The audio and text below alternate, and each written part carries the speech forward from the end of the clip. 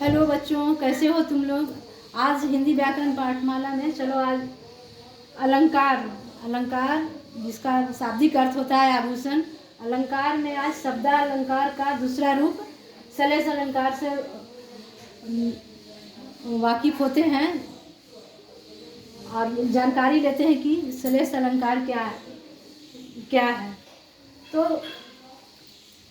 कहता है सलेश अलंकार की परिभाषा, वाक्य में जब एक शब्द एक बार प्रयुक्त होकर अनेक अर्थ देते हैं वहाँ सलेश अलंकार होता है।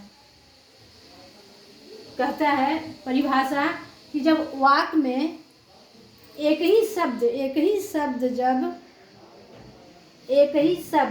शब्द एक बार ही आता है और अनेक अर्थ देता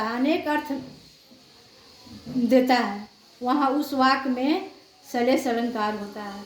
सलेश का मतलब होता है श्लिष्ट का मतलब होता है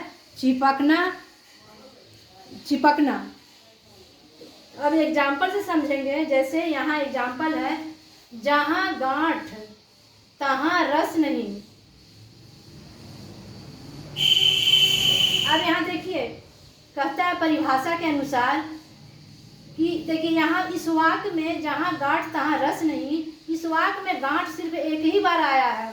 पूरे वाक्य में गांठ एक ही बार आया है, लेकिन यही गांठ वाक्य में दो अर्थ लाता है। जैसे एक गांठ का मतलब होता है ईख की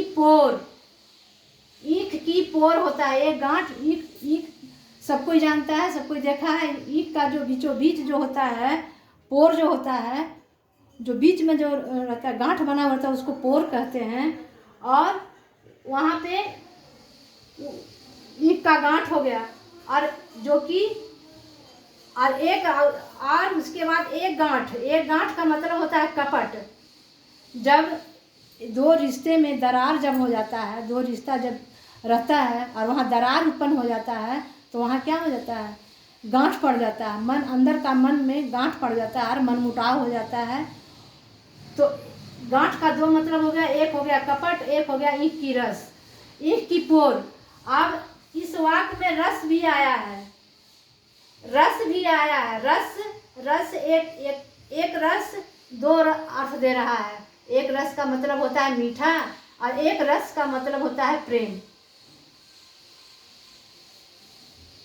अब दूसरा एग्जाम्पल देखते हैं। मेरी भव बाधा हरो, राधा नागरी सोय, जातन की झाई परे, श्यामु हरित दुती होय। अब ये जो दोहा है, ये दोहा में दो शब्द एक ही बार आया है, लेकिन वो दो अर्थ ला रहा है वाक्य में। जैसे श्यामु, वाक्य में श्यामु आया है, आया है और हरित आया है। एक श्यामु का मतलब कृष्ण होता है और एक श्यामु का मतलब सांवला रंग होता है। एक हरित के मतलब प्रसन्न होता है, प्रसन्न मतलब खुश होना, और दूसरे हरित के मतलब हरा रंग होता है। तो इस दोहा से स्पष्ट पता चलता है कि एक वाक्य में एक शब्द एक ही बार आकर के वाक्य में अलंकृत होकर के कितने अर्थ स्पष्ट कर देते हैं। तो ये जो सलेश अलंकार का जो उदाहरण हम बताए हैं, इससे आप लोगों को किसी तरह का कोई परेशानी नहीं होना चाहिए। वह सलेश अलंकार को पहचानने में समझ में भी आया होगा। अब अगले अलंकार में यमक अलंकार है।